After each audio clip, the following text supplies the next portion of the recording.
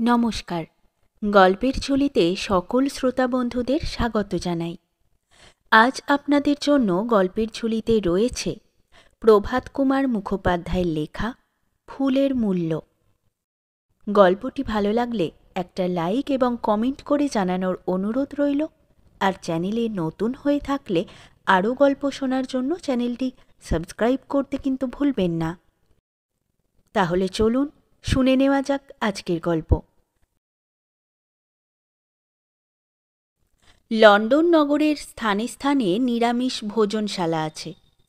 আমি একদিন ন্যাশনাল গ্যালারিতে ঘুরিয়া ঘুরিয়া ছবি দেখিয়া নিজেকে অত্যন্ত ক্লান্ত করিয়া ফেলিলাম। ক্রমে 1টা বাজিল। অত্যন্ত ক্ষুধা অনুভব করিতে লাগিলাম।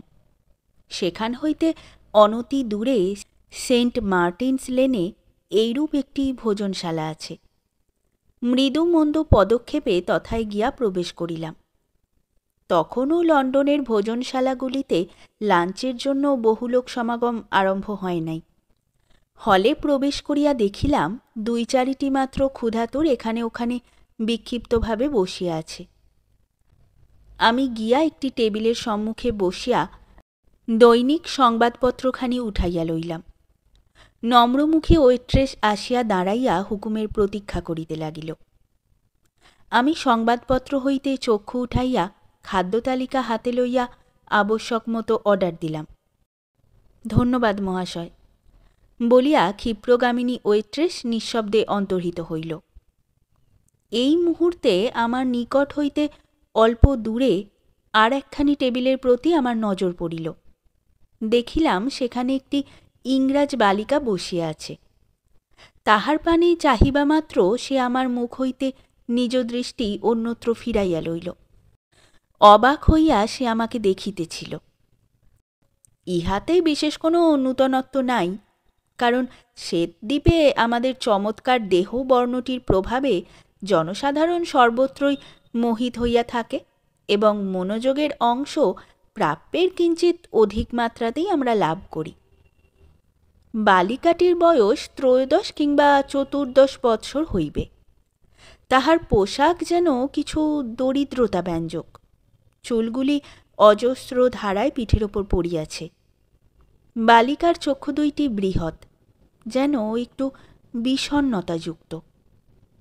সে জানিতে না পারে এমনভাবে আমি মাঝে মাঝে তাহার পানে চাহিতে লাগিলাম। আমার খাদ্যদ্রব্যাদি আসিবার কিয়ৎক্ষণ পরেই সে আহার সমাধা করিয়া উঠিল। ওয়েট্রেস আসিয়া তাহার বিলখানি তাহাকে লিখিয়া দিল। বাহির হইবার দরজার নিকট আফিস আছে, সেখানে বিলখানি ও মূল্য দিয়া যাইতে হয়। বালিকা উঠিলে আমার দৃষ্টিও তাহাকে অনুসরণ করিল। স্বস্থানে বসিয়াই আমি দেখিলাম বালিকা তাহার মূল্য প্রদান করিয়া কর্মচারিণীকে চুপি চুপি জিজ্ঞাসা করিতেছে, প্লিজ মিস, ওই যে ভদ্রলোকটি, উনি কি ভারতবর্ষীয়? আমার তাহাই অনুমান হয়। উনি কি সর্বদাই এখানে আসেন? বোধ হয় না, আর কখনো দেখিয়াছি বলিয়া তো স্মরণ নাই। ধন্যবাদ বলিয়া মেয়েটি আমার দিকে ফিরিয়া আর একবার চকিত দৃষ্টিপাত করিয়া বাহির হইয়া গেল। এইবার কিন্তু আমি বিস্মিত হইলাম। কেন? ব্যাপার কি? আমার সম্বন্ধে তাহার এই কৌতূহল দেখিয়া তাহার সম্বন্ধেও আমার অত্যন্ত কৌতূহল উপস্থিত হইল। আহার শেষ হইলে ওয়েট্রেসকে আমি জিজ্ঞাসা করিলাম, ওই যে মেয়েটি ওখানে বসিয়াছিল, তাহাকে তুমি জানো? না মহাশয়, আমি তো বিশেষ জানি না, তবে প্রতি শনিবারে এখানে লাঞ্চ খাইয়া থাকে, তাহা লক্ষ্য করিয়াছি। শনিবার ছাড়া অন্য কোনো বারে আসে না? না, আর তো কখনো দেখি না। ও যে কে তাহা তুমি কিছু অনুমান করিতে পারো? বোধ করি কোনো দোকানে কর্ম করে। কেন বলো দেখি? হয়তো সামান্য কিছু উপার্জন করে। অন্যদিন লাঞ্চ খাইবার পয়সা কুলোয় না, শনিবারে সাপ্তাহিক বেতন পায়, তাই একদিন আসে। কথাটা আমার মনে লাগিল। বালিকাটির সম্বন্ধে কৌতূহল আমার মন হইতে দূর হইল না। এমন করিয়া আমার সংবাদ লইল কেন? ভিতরে এমন কি রহস্য আছে যাহার জন্য আমার সম্বন্ধে উহার এত ঔৎসুক্য? তাহার সেই দারিদ্র্যক্লিষ্ট চিন্তাপূর্ণ বিষাদ ভরা মূর্তি আমার মনে আধিপত্য বিস্তার করিতে লাগিল। আহা, কে বালিকা? আমার দ্বারায় তাহার কি কোনো উপকার হওয়ার সম্ভাবনা আছে? রবিবার দিন লন্ডনের সমস্ত দোকানপাট বন্ধ। সোমবার দিন প্রাতরাশের পর আমি বালিকার অনুসন্ধানে বাহির হইলাম। সেন্ট মার্টিনস লেনের কাছাকাছি রাস্তাগুলিতে, বিশেষত স্ট্যান্ডে অনেক দোকানে অন্বেষণ করিলাম, কিন্তু কোথাও তাহাকে দেখিতে পাইলাম না। কোনো একটা দোকানে প্রবেশ করিলে অন্তত কিছু না কিছু ক্রয় করিতে হয়। ইহা কেবলমাত্র চক্ষুলজ্জার খাতিরে নহে, কতকটা দয়াধর্মের অনুরোধও বটে। লন্ডনের প্রত্যেক বড় বড় দোকানে পুরুষ শপ ওয়াকার আছে। তাহাদের কর্তব্য খরিদ্দারদের যথা বিভাগে পৌঁছাইয়া দেওয়া এবং সাধারণভাবে কাজকর্ম পর্যবেক্ষণ করা। যদি কোনো খরিদ্দার কোনো বিভাগ হইতে জিনিস দেখিয়া কিছু না কিনিয়া ফিরিয়া যায়, তবে তৎক্ষণাৎ সেই শপ ওয়াকার দোকানের ম্যানেজারের নিকট রিপোর্ট করিয়া দিয়া থাকে, মিস অমুকের বিভাগ হইতে একজন ক্রেতা ফিরিয়া গিয়াছে। এইরূপ রিপোর্ট হইলে সেই কর্মচারিণীর কৈফিয়ত তলব হয়। প্রথম প্রথম সাবধান করিয়া দেওয়া হয়, বারংবার এইরূপ রিপোর্ট হইলে জরিমানা হয়, কর্মচ্যুতিও হইতে পারে। এই সকল শপ গার্লস অত্যন্ত সামান্য বেতনে কর্ম করিয়া থাকে। জিনিস অপছন্দ হইলেও তাহাদের চক্ষুর মিনতেই উপেক্ষা করিয়া ফিরিয়া আসা দুঃসাধ্য। অনাবশ্যক নেকটাই, রুমাল, কলারের বোতাম, পেন্সিল, ছবি, পোস্টকার্ড প্রভৃতি আমার ওভারকোটের পকেটে স্তূপাকার হইয়া উঠিল, কিন্তু কোথাও বালিকার সন্ধান পাইলাম না। সপ্তাহ কাটিয়া গেল, শনিবার আসিল। আমি আবার সেই নিরামিষ ভোজনাগারে উপস্থিত হইলাম। প্রবেশ করিয়া দেখি সেই টেবিলে বালিকা ভোজনে বসিয়াছে। আমি সেই টেবিলের নিকটে গিয়া তাহার সম্মুখের চেয়ারখানি দখল করিয়া বলিলাম, গুড আফটারনুন। বালিকা সংকোচের সহিত বলিল, গুড আফটারনুন স্যার।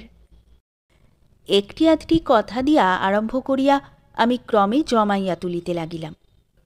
বালিকা এক সময় জিজ্ঞাসা করিল, আপনি কি ভারতবর্ষীয়? হ্যাঁ। আমায় ক্ষমা করিবেন, আপনি কি নিরামিষভোজী? উত্তর না দিয়া বলিলাম, কেন বলো দেখি? আমি শুনিয়াছি ভারতবর্ষীয় লোকেরা অধিকাংশই নিরামিষ ভোজন করে। তুমি ভারতবর্ষ সম্বন্ধীয় কথা কেমন করিয়া জানিলে? আমার জ্যেষ্ঠ ভ্রাতা ভারতবর্ষে সৈন্য হইয়া গিয়াছেন। আমি তখন উত্তর করিলাম, আমি প্রকৃত নিরামিষভোজী নহি, তবে মাঝে মাঝে আমি নিরামিষ ভোজন করিতে ভালোবাসি বটে। শুনিয়া বালিকা যেন কিঞ্চিৎ নিরাশ হইল। জানিলাম এই জ্যেষ্ঠ ভ্রাতা ছাড়া বালিকার আর কোনো পুরুষ অভিভাবক নাই।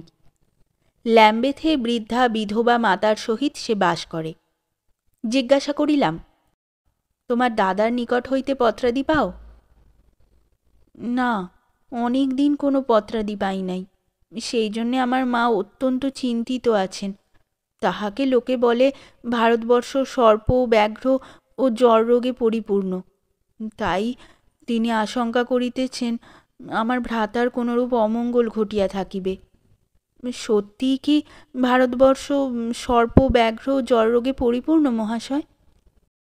আমি একটু হাসিলাম, বলিলাম, না না, তাহা হইলে কি মানুষ এখানে বাস করিতে পারিত? বালিকা একটি মৃদু রকমের দীর্ঘ নিঃশ্বাস ফেলিল, বলিল, মা বলেন যদি কোনো ভারতবাসীর সাক্ষাৎ পাই তবে সকল কথা জিজ্ঞাসা করি। বলিয়া অনুনয়পূর্ণ নেত্রে আমার পানে চাহিল। আমি তাহার মনের ভাব বুঝিতে পারিলাম।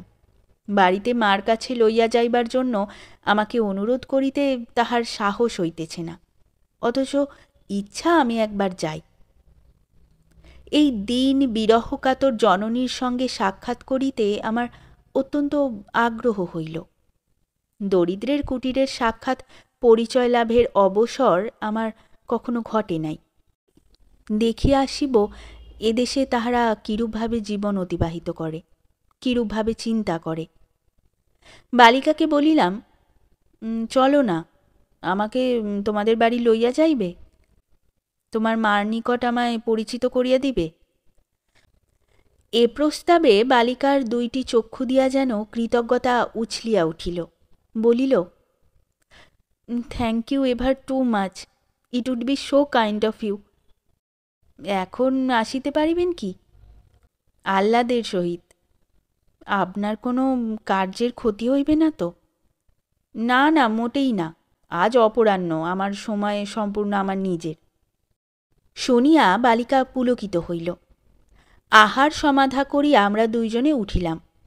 পথে জিজ্ঞাসা করিলাম, তোমার নামটি কি জানতে পারি? আমার নাম অ্যালিস মার্গারেট ক্লিফোর্ড। রঙ্গ করিয়া বলিলাম, ও হে, তুমি অ্যালিস ইন ওয়ান্ডারল্যান্ডের অ্যালিস বুঝি? বিস্ময়ে বালিকা চক্ষু স্থির করিয়া রহিল।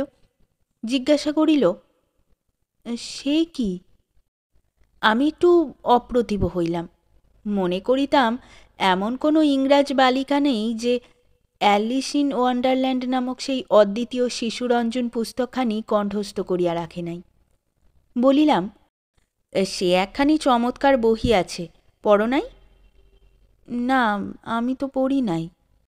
বলিলাম, তোমার মাতা যদি আমায় অনুমতি করেন তবে আমি তোমাকে সে বহি একখানি উপহার দিব। এইরূপ কথোপকথন করিতে করিতে সেন্ট মার্টিনস চার্চের পাশ দিয়া চেয়ারিং ক্রস স্টেশনের সম্মুখে আসিয়া পৌঁছিলাম।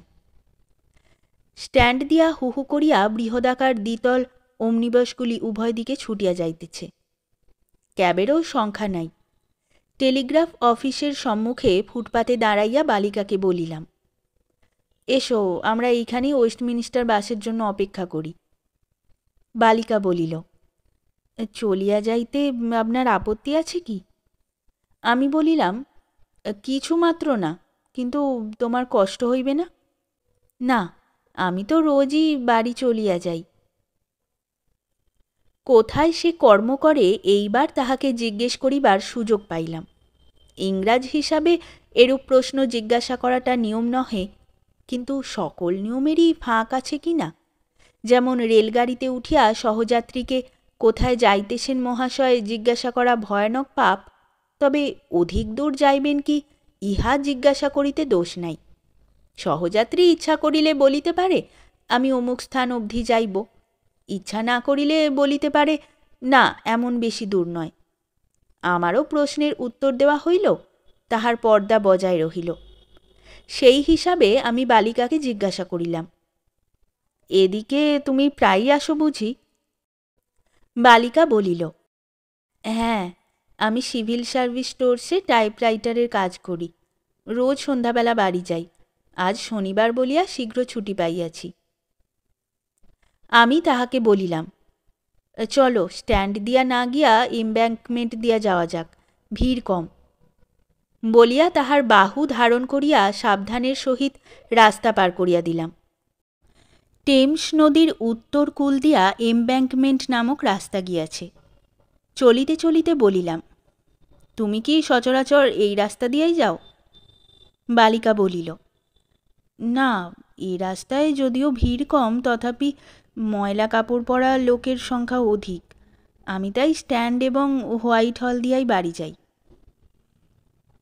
আমি মনে মনে এই অশিক্ষিতা দরিদ্রা বালিকার নিকট পরাজয় স্বীকার করিলাম। ইংরাজ জাতির সৌন্দর্য প্রিয়তার নিকট আমার আত্মপরাজয় ইহাই প্রথমবার নহে। কথোপকথনে আমরা ওয়েস্টমিনিস্টার ব্রিজের নিকটবর্তী হইলাম। আমি বলিলাম, তোমাকে কি অ্যালিস বলিয়া ডাকিব না মিস ক্লিফোর্ড বলিব?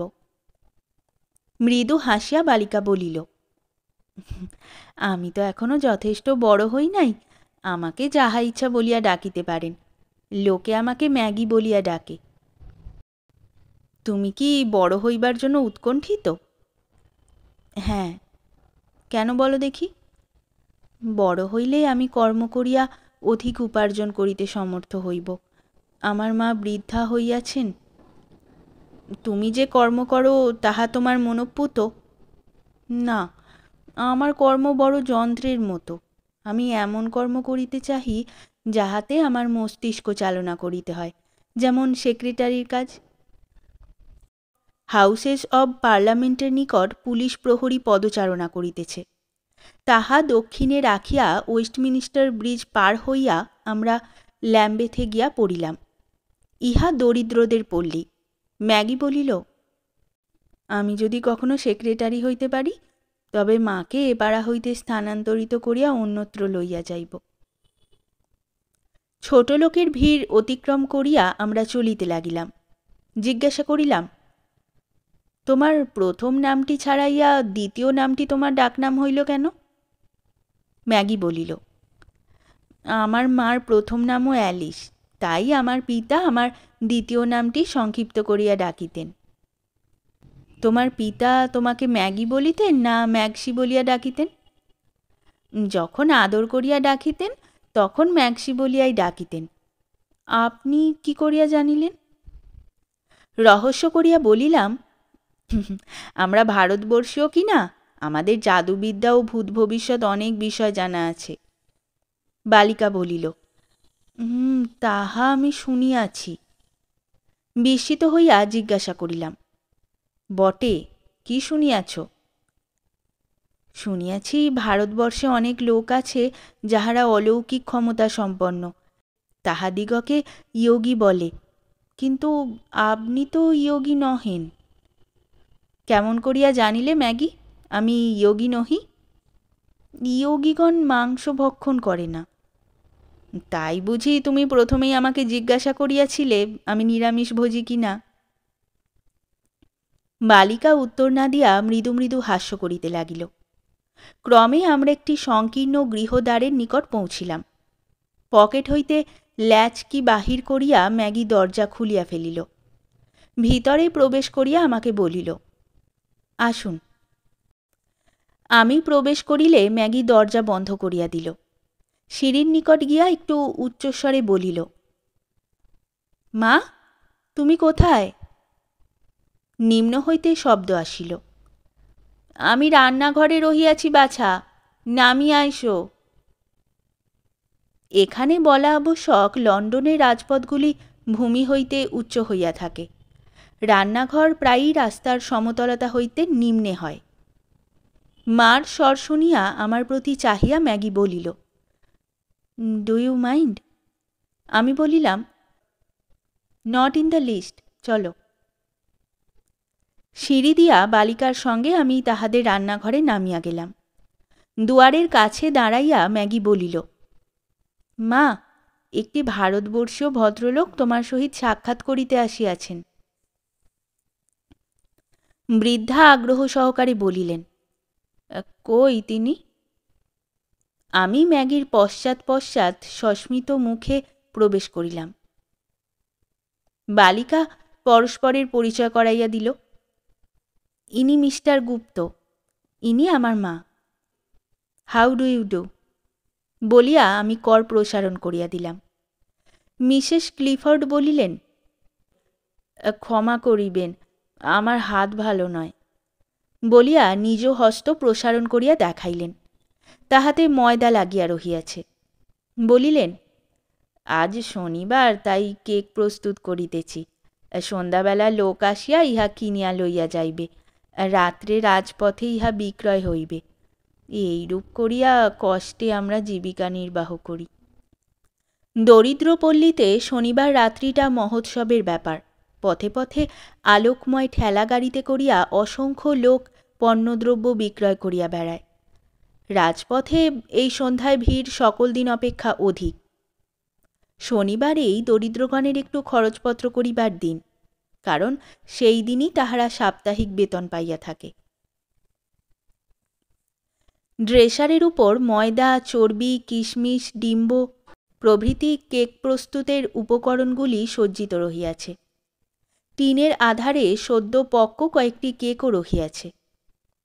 মিসেস ক্লিফোর্ড বলিলেন, গরিব মানুষের পাকশালায় বসা কি আপনার প্রীতিকর হইবে? আমার কার্য প্রায় শেষ হইয়াছে। ম্যাগি, তুই ইহাকে বসিবার ঘরে লইয়া যা, আমি এখনই আসিতেছি।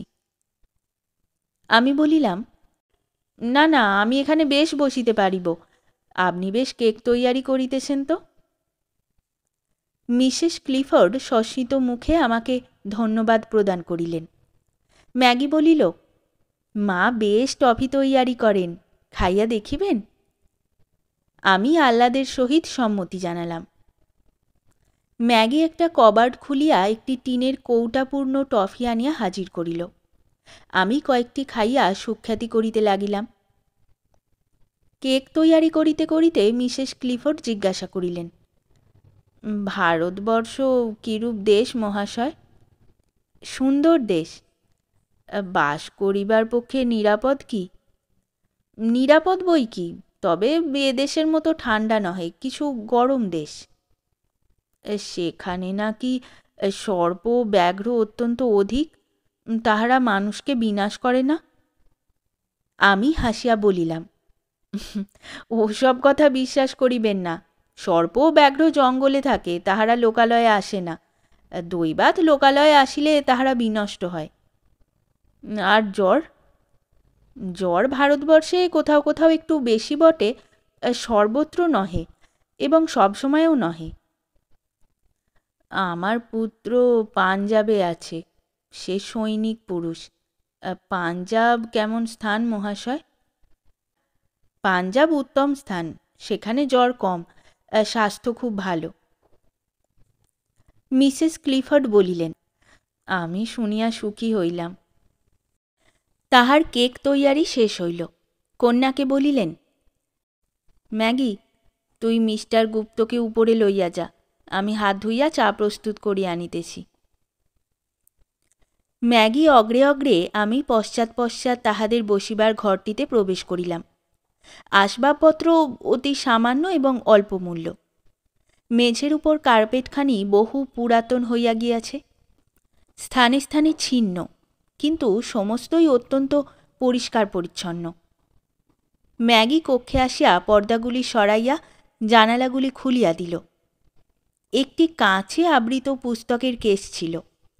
আমি দাঁড়াইয়া তাহাই দেখিতে লাগিলাম।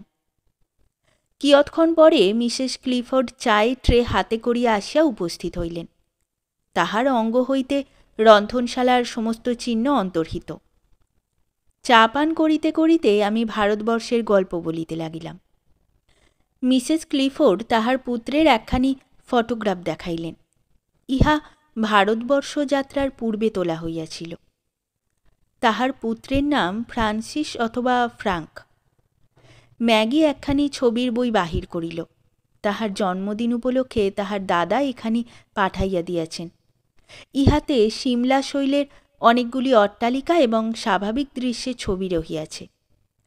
ভিতরের পৃষ্ঠায় লেখা আছে, to Maggie on her birthday from her loving brother Frank. Mrs Clifford বলিলেন, ম্যাগি, সেই আংটিটা মিস্টার গুপ্তকে দেখা না। আমি বলিলাম, তোমার দাদা পাঠাইয়াছেন নাকি? কই ম্যাগি, কীরকম আংটি দেখি? ম্যাগি বলিল, সে একটি জাদুযুক্ত অঙ্গুরীয়, একজন যোগী সেটি ফ্রাঙ্ককে দিয়াছিল। বলিয়া আংটি বাহির করিয়া দিল। আমাকে জিজ্ঞাসা করিল, আপনি ইহা হইতে ভূত ভবিষ্যৎ বলিতে পারেন? ক্রিস্টাল গেজিং নামক একটা ব্যাপারের কথা অনেক দিন হইতে শুনিয়াছিলাম। দেখিলাম আংটিতে একটি স্ফটিক বসানো রহিয়াছে। হাতে করিয়া সেটি দেখিতে লাগিলাম। মিসেস ক্লিফোর্ড বলিলেন, ফ্রাঙ্ক ওটি পাঠাইবার সময় লিখিয়াছিল, সংযত মনে ওই স্ফটিকের পানে চাহিয়া দূরবর্তী যে কোনো মানুষের বিষয়ে চিন্তা করিবে, তাহার সমস্ত কার্যকলাপ দেখিতে পাওয়া যাইবে। যোগী ফ্রাঙ্কে এই কথা বলিয়াছিল। বহুদিন ফ্রাঙ্কের কোনো সংবাদ না পাইয়া আমিও ম্যাগি অনেকবার উহার প্রতি দৃষ্টিবদ্ধ করিয়া চিন্তা করিয়াছি, কিন্তু কোনো ফল পাই নাই। আপনি একবার দেখুন না, আপনি হিন্দু, আপনি সফল হইতে পারেন। দেখিলাম কুসংস্কার শুধু ভারতবর্ষেই আবদ্ধ নহে, অথচ ইহা যে কিছুই নয়, একটা পিতলের আংটি এবং এক টুকরো সাধারণ কাঁচ মাত্র, তাহাও এই জননী ভগিনীকে বলিতে মন সরিল না। তাহারা মনে করিয়া রাখিয়াছে তাহাদের ফ্রাঙ্ক সেই বহুদূর স্বপ্নবৎ ভারতবর্ষ হইতে একটি অভিনব অত্যাশ্চর্য দ্রব্য তাহাদিগকে পাঠাইয়া দিয়াছে। সে বিশ্বাসটুকু ভাঙিয়া দিই কি প্রকারে? মিসেস ক্লিফোর্ড ও ম্যাগির আগ্রহ দর্শনে অঙ্গুরীয়টি হাতে লইয়া স্ফটিকের প্রতি অনেকক্ষণ দৃষ্টিবদ্ধ করিয়া রহিলাম। অবশেষে প্রত্যর্পণ করিয়া বলিলাম, কই, আমি তো কিছু দেখিলাম না। মাতা কন্যা উভয়ই একটু দুঃখিত হইল। বিষয়ান্তরের প্রতি তাহাদের মনোযোগ আকৃষ্ট করিবার জন্য বলিলাম, ওই যে একটি বেহালা রহিয়াছে দেখিতেছি, ওটি তোমার বুঝি? মিসেস ক্লিফোর্ড বলিলেন, হ্যাঁ, ম্যাগি বেশ বাজাইতে পারে। একটা কিছু বাজাইয়া শুনাইয়া দে না ম্যাগি। ম্যাগি তাহার মাতার প্রতি রোষ কটাক্ষ করিয়া বলিল, ওহ মাদার। আমি বলিলাম, ম্যাগি, একটা বাজাও না। আমি বেহালা শুনিতে বড় ভালোবাসি। দেশে আমার একটি বোন আছে, সেও তোমারই মতো এত বড় হইবে। সে আমায় বেহালা বাজাইয়া শুনাইত। ম্যাগি বলিল, আমি যেরূপ বাজাই তাহা মোটেই শুনিবার উপযুক্ত নহে। আমার পীড়াপিড়িতে শেষে ম্যাগি বাজাইতে স্বীকৃত হইল। বলিল, আমার ভাণ্ডারে অধিক কিছুই নাই, কি শুনিবেন? আমি ফরমাস করিব? আচ্ছা, তাহা হইলে তোমার মিউজিক কেস লইয়া এসো। কি কি আছে দেখি। ম্যাগি একটি কালো চামড়ায় নির্মিত পুরাতন মিউজিক কেস বাহির করিল। খুলিয়া দেখিলাম তাহার মধ্যে অধিকাংশ স্বরলিপি অকিঞ্চিৎকর, যথা good bye Dolly Grey, honeysuckle and the bee প্রভৃতি। কয়েকটি রহিয়াছে যাহা যথার্থই ভালো জিনিস, যদিও ফ্যাশন হিসেবে বহু পুরাতন হইয়া গিয়াছে, যথা Annie Laurie, Robin Adair, the last rose of summer ইত্যাদি। দেখিলাম কয়েকটি স্কচ গানও রহিয়াছে। আমি স্কচ গানের বড়ই পক্ষপাতী, তাই ব্লুবেলস অব স্কটল্যান্ড নামক স্বরলিপিটি বাছিয়া আমি ম্যাগির হস্তে দিলাম। ম্যাগি বেহালা বাজাইতে লাগিল। আমি মনে মনে সুর করিয়া গানটি গাহিতে লাগিলাম। বাজানো শেষ হইলে ম্যাগিকে ধন্যবাদ দিয়া আমি অনেক প্রশংসা করিতে লাগিলাম। মিসেস ক্লিফোর্ড বলিলেন, ম্যাগি কখনো উপযুক্ত শিক্ষালাভের সুযোগ পায় নাই। যাহা শিখিয়াছে তাহা নিজের যত্নে শিখিয়াছে মাত্র। যদি কখনো আমাদের অবস্থার পরিবর্তন হয়, তবে উহাকে লেসন লইবার বন্দোবস্ত করিব। কথাবার্তা শেষ হইলে বলিলাম, ম্যাগি, আর কিছু বাজাও না। এখন ম্যাগির সংকোচ তিরোহিত হইয়াছে। বলিল, কি বাজাইব, নির্দেশ করুন। আমি তাহার স্বরলিপিগুলির মধ্যে খুঁজিতে লাগিলাম। বর্তমান সময়ে যে সকল গান শৌখিন সমাজে আদৃত, তাহার কোনোটিই দেখিতে পাইলাম না। বুঝিলাম সে সকল গানের প্রতিধ্বনি এখনও এ দরিদ্র পল্লীতে প্রবেশ করে নাই। খুঁজিতে খুঁজিতে হঠাৎ একটা যথার্থ উচ্চ শ্রেণীর স্বরলিপি হাতে পাইলাম। এটি গ্রাউন্ড কর্তৃক বিরচিত ফস্ট নামক অপেরা হইতে ফ্লাওয়ার সং। গান হাতে তুলিয়া অনুরোধ করিলাম, এইটি বাজাও। ম্যাগি বাজাইল। শেষ হইলে আমি কিয়ৎক্ষণ বিস্ময়ে মৌন হইয়া রহিলাম। কালচার নামক জিনিসটা ইউরোপীয় সমাজের কত নিম্ন স্তর অবধি প্রবেশ করিয়াছে, ইহাই আমার বিস্ময়ের বিষয়। ম্যাগি এই কঠিন স্বরলিপিটিও সুন্দর বাজাইল, অথচ সে একটি নিম্ন শ্রেণীর বালিকা মাত্র। ভাবিলাম, কলিকাতায় কোনো দিগ্গত ব্যারিস্টার বা প্রসিদ্ধ সিভিলিয়ানের এই বয়সের কন্যা গুণর ফাউন্ট হইতে একটি সঙ্গীত যদি এমন সুন্দরভাবে বাজাইতে পারিত, তবে সমাজে ধন্য ধন্য পড়িয়া যাইত। ম্যাগিকে ধন্যবাদ দিয়া জিজ্ঞাসা করিলাম, এটিও কি তুমি নিজে শিখিয়াছ? না, এটি আমি নিজে শিখিতে পারি নাই। আমাদের গির্জার মিনিস্টারের কন্যার নিকট আমি এটি শিখিয়াছি। আপনি কখনো এ অপেরা শুনিয়াছেন? আমি বলিলাম, না, আমি অপেরায় কখনো ফাউন্ড শুনি নাই, তবে গয়টের ফাউন্টের ইংরাজি অনুবাদ লাইসিয়মে অভিনয় দেখিয়াছি বটে। লাইসিয়মে, যেখানে আরভিং অভিনয় করেন? হ্যাঁ, তুমি কখনো আরভিংয়ের অভিনয় দেখিয়াছ? ম্যাগি দুঃখিতভাবে বলিল, না, আমি কোনো ওয়েস্ট এন্ড থিয়েটারে কখনো যাই নাই, আরভিংকে কখনো দেখি নাই। ছবির দোকানের জানালায় তাহার ফটোগ্রাফ দেখিয়াছি মাত্র। এখন আরভিং লাইসিয়মে মার্চেন্ট অফ ভেনিস অভিনয় করিতেছেন। মিসেস ক্লিফোর্ড আর তুমি যদি একদিন আসো, তবে আমি অত্যন্ত আহ্লাদের সহিত তোমাদেরকে লইয়া যাই। মিসেস ক্লিফোর্ড ধন্যবাদের সহিত সম্মতি জানাইলেন। জিজ্ঞাসা করিলাম, আপনি সান্ধ্য অভিনয় দেখিতে ইচ্ছা করেন না অপরাহ্নের অভিনয়? এখানে লন্ডনের থিয়েটার সম্বন্ধে একটু টিকা আবশ্যক। কলিকাতায় থিয়েটারের মতো আজ অমুক নাটকের অভিনয়ে হৈ হৈ শব্দ, রৈ রৈ কাণ্ড, কাল নাটকান্তরে হাসির হররা, গানের গররা, আমোদের ফোয়ারা উপস্থিত হয় না। প্রথমত সেখানে থিয়েটারে প্রতি রাত্রেই অভিনয় হইয়া থাকে। ইহা ব্যতীত কোনো থিয়েটারে শনিবারে, কোনোটাতে বা বুধবারে, কোনোটাতে বা শনি ও বুধবার উভয়বারেই ম্যাটিনে অর্থাৎ অপরাহ্ন অভিনয় হইয়া থাকে। একটি নাটক কোনো থিয়েটারে আরম্ভ হইলে প্রতিদিন তাহারই অভিনয় হয়। যতদিন অবধি দর্শকের অভাব না ঘটে ততদিন পর্যন্ত এইরূপ চলে। এইরূপ কোনো নাটক 2 মাস বা 6 মাস বা লোকপ্রিয় মিউজিক্যাল কমেডি হইলে এমনকি 2-3 বৎসর অবধি অবিচ্ছেদে অভিনীত হইতে থাকে। মিসেস ক্লিফোর্ড বলিলেন, আমার শরীর ভালো নহে, অপরাহ্ন অভিনয় সুবিধা। এক শনিবারে ম্যাগির ছুটির পর একত্র যাওয়া যাইতে পারে। আমি বলিলাম, উত্তম, সোমবার দিন গিয়া সামনের যে শনিবারের জন্য পাই সেই শনিবারের টিকিট কিনিয়া রাখিয়া আপনাদের তারিখ জানাইব। ম্যাগি বলিল, কিন্তু মিস্টার গুপ্ত, আপনি যেন অধিক মূল্যের টিকিট কিনিবেন না। তাহা যদি কেনেন তবে আমরা অত্যন্ত দুঃখিত হইব।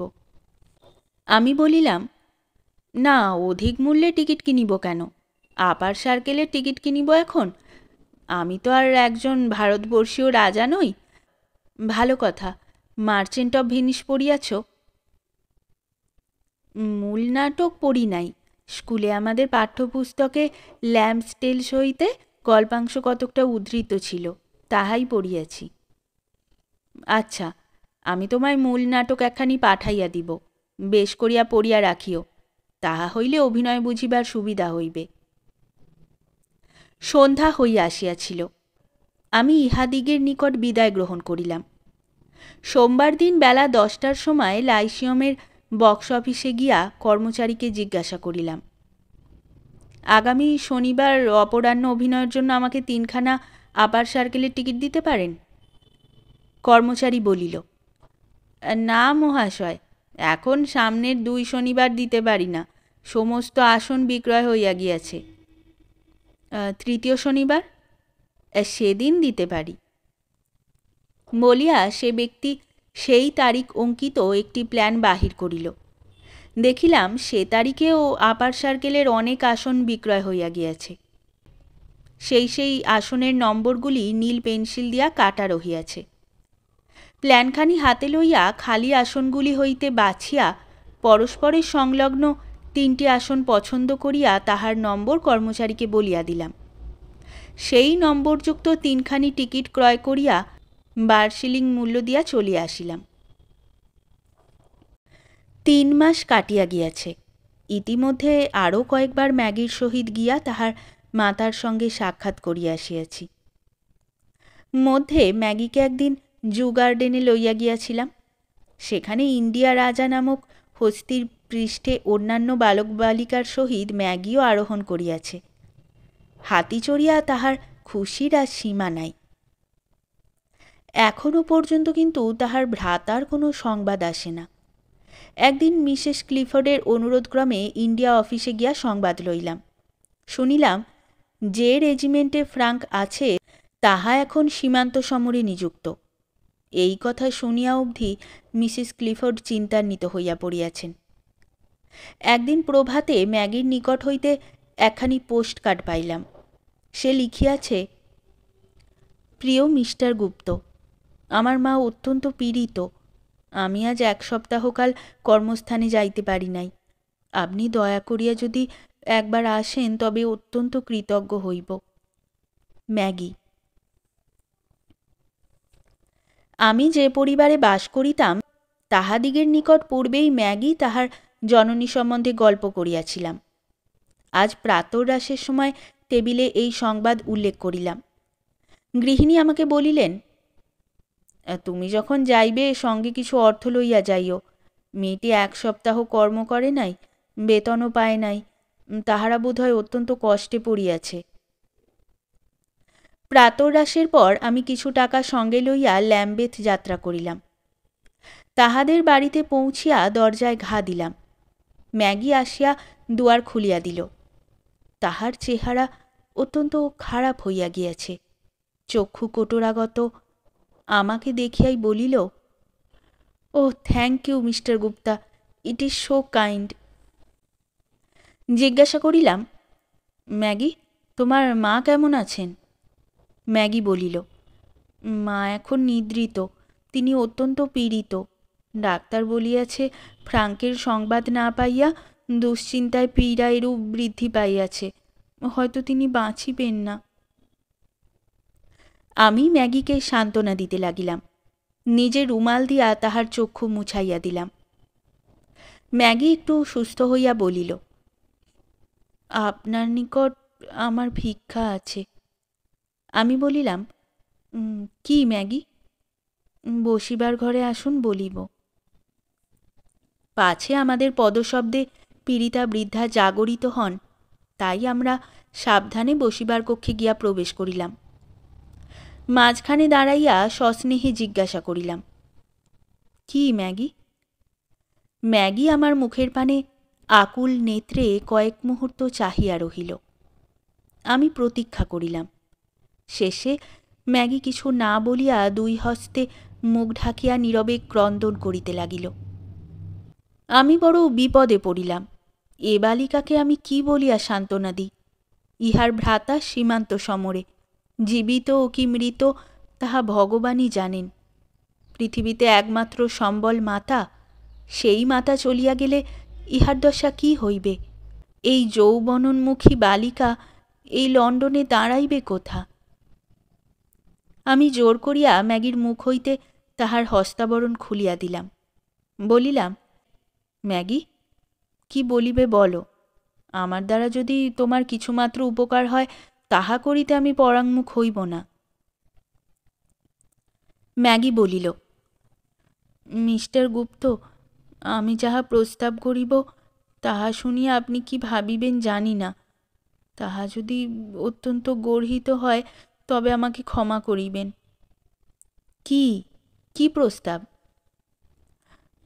গতকল্য সারাদিন মা খালি বলিয়াছেন, মিস্টার গুপ্ত আসিয়া যদি সেই স্ফটিকের প্রতি কিয়ৎক্ষণ দৃষ্টি করেন তবে হয়তো ফ্রাঙ্কের কোনো সংবাদ বলিতে পারেন।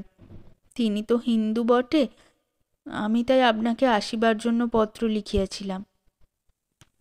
তুমি যদি ইচ্ছা করো সে অঙ্গুরীও লইয়া এসো, আমি অবশ্যই পুনর্বার চেষ্টা করিয়া দেখিব। ম্যাগি আকুল স্বরে বলিল, কিন্তু এবারও যদি নিষ্ফল হয়? আমি ম্যাগির মনের ভাব বুঝিলাম, বুঝিয়া নিস্তব্ধ হইয়া রহিলাম। ম্যাগি বলিল, মিস্টার গুপ্ত, আমি পুস্তকে পড়িয়াছি হিন্দু জাতি অত্যন্ত সত্যপরায়ণ। আপনি যদি স্ফটিক অবলোকন করিবার পর মাকে কেবলমাত্র বলেন ফ্রাঙ্ক ভালো আছে, জীবিত আছে, তাহা হইলে কি নিতান্ত মিথ্যা হইবে? বড় অন্যায় হইবে? এই কথা বলিতে বলিতে বালিকার চক্ষু দিয়া দরদর ধারায় জল পড়িতে লাগিল। আমি কয়েক মুহূর্ত চিন্তা করিলাম। মনে মনে ভাবিলাম, আমি পুণ্যাত্মা নহি। এ জীবনে আমি অনেক পাপ করিয়াছি, আজ এই পাপটিও করিব। এইটিই আমার সর্বাপেক্ষা লঘু পাপ হইবে। প্রকাশ্যে বলিলাম, ম্যাগি, তুমি চুপ করো, কাঁদিও না। কই, সে অঙ্গুরীয় দাও, একবার ভালো করিয়া দেখি। যদি কিছু দেখিতে না পাই, তবে তুমি যেরূপ বলিতেছ সেইরূপই করিব। তাহা যদি অন্যায় হয়, ঈশ্বর আমাকে ক্ষমা করিবেন। ম্যাগি আমাকে অঙ্গুরীয় আনিয়া দিল। আমি সেটি হাতে লইয়া তাহাকে বলিলাম, যাও, তুমি দেখো তোমার মা জাগিয়াছেন কিনা। প্রায় 15 মিনিট পরে ম্যাগি ফিরিয়া আসিল।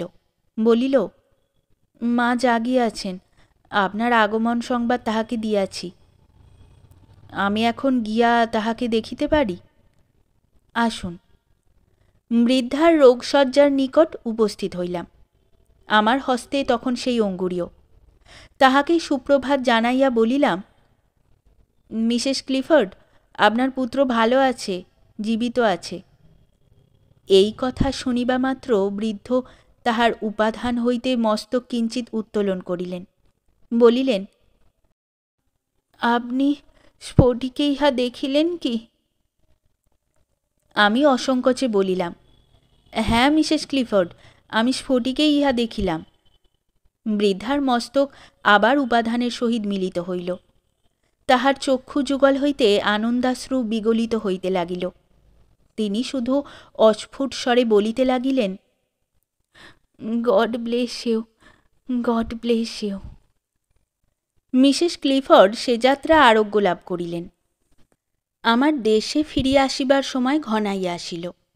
একবার ইচ্ছা হইল ল্যাম্বেথে গিয়া ম্যাগি ও তাহার জননীর নিকট বিদায় গ্রহণ করিয়া আসি, কিন্তু সে পরিবার এখন শোক সন্তপ্ত। সীমান্ত যুদ্ধে ফ্রাঙ্ক নিহত হইয়াছে। মাসখানেক হইল কালো বর্ডার দেওয়া চিঠিতে ম্যাগি এ সংবাদ আমাকে লিখিয়াছে।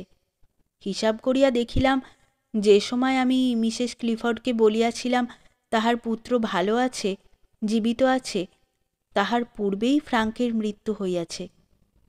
এই সকল কারণে মিসেস ক্লিফোর্ডের নিকট আমার আর মুখ দেখাইতে লজ্জা করিতে লাগিল। তাই আমি একখানি পত্র লিখিয়া ম্যাগি ও তাহার মাতার নিকট বিদায় বার্তা জানাইলাম।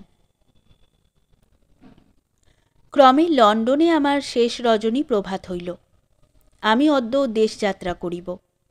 পরিবারস্থ সকলের সঙ্গে প্রাতরাশে বসিয়াছি, এমন সময় বহির্দ্বারে শব্দ উত্থিত হইল।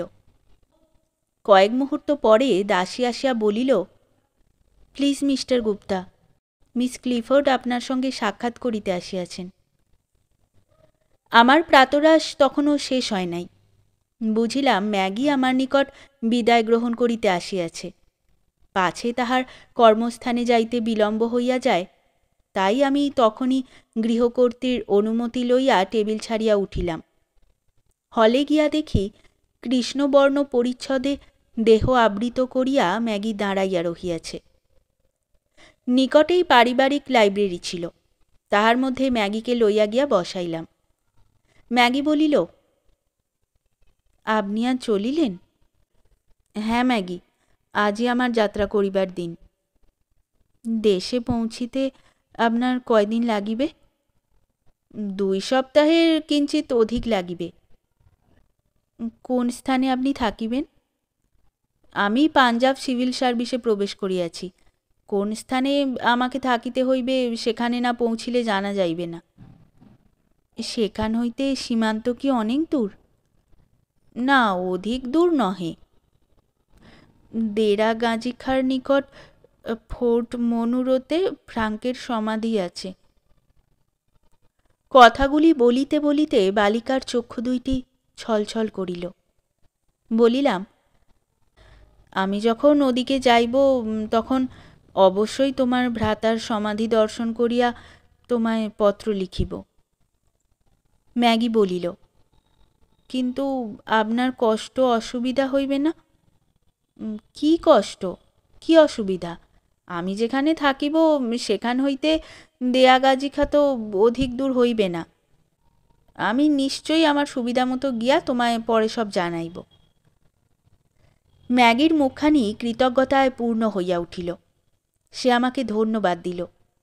তাহার কণ্ঠ রুদ্ধ প্রায়।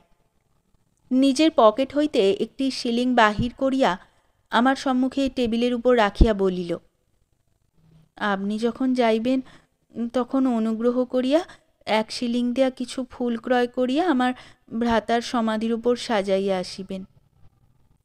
ভাবের আবেগে আমি চক্ষু নত করিয়া রহিলাম। ভাবিলাম, বালিকার এই বহু কষ্টার্জিত শিলিংটি ফিরাইয়া দিই। বলি, আমাদের দেশে ফুল যেখানে সেখানে অজস্র পরিমাণে পাওয়া যায়, পয়সা দিয়া কিনিতে হয় না। কিন্তু আবার ভাবিলাম, এই যে ত্যাগের সুখটুকু, ইহা হইতে বালিকাকে বঞ্চিত করি কেন? এই যে বহু শ্রমলব্ধ শিলিংটি, ইহার দ্বারা বালিকা যেটুকু সুখ স্বচ্ছন্দতা ক্রয় করিতে পারিত, প্রেমের নামে সে তাহা ত্যাগ করিতে উদ্যত হইয়াছে। সে ত্যাগের সুখটুকু মহামূল্য। সে সুখটুকু লাভ করিলে উহার বিরহতপ্ত হৃদয় কিয়ৎ পরিমাণে শীতল হইবে। তাহা হইতে বালিকাকে বঞ্চিত করিয়া ফল কি? এই ভাবিয়া আমি সেই শিলিংটি উঠাইয়া লইলাম। বলিলাম, ম্যাগি, আমি এই শিলিং দিয়া ফুল কিনিয়া তোমার ভ্রাতার সমাধির উপর সাজাইয়া দিব। ম্যাগি উঠিয়া দাঁড়াইল, বলিল, আমি আর আপনাকে কি বলিয়া ধন্যবাদ দিব? আমার কর্মস্থানে যাইবার বেলা হইল। গুড বাই, পত্রাদি যেন পাই। আমি উঠিয়া ম্যাগির হস্তখানি নিজ হস্তে লইলাম। বলিলাম, good bye Maggie, God bless you. বলিয়া তাহার হাতখানি স্বীয় ওষ্ঠের নিকট তুলিয়া তাহাতে একটি চুম্বন করিলাম। ম্যাগি চলিয়া গেল। চক্ষের 2 ফোঁটা জল রুমালে মুছিয়া বাক্স তোরঙ্গ গোছাইতে উপরে উঠিয়া গেলাম। শেষ হলো আমাদের আজকের গল্প। গল্প পাঠে এবং বিভিন্ন চরিত্রে আমি তৃষিতা। গল্পটি ভালো লাগলে লাইক এবং শেয়ার করে দেবেন। আর চ্যানেলে নতুন হয়ে থাকলে আরও গল্প শোনার জন্য চ্যানেলটি সাবস্ক্রাইব করতে কিন্তু ভুলবেন না। খুব তাড়াতাড়ি নতুন একটি গল্প নিয়ে ফিরে আসব। সকলে ভালো থাকুন, শুনতে থাকুন গল্পের ঝুলি।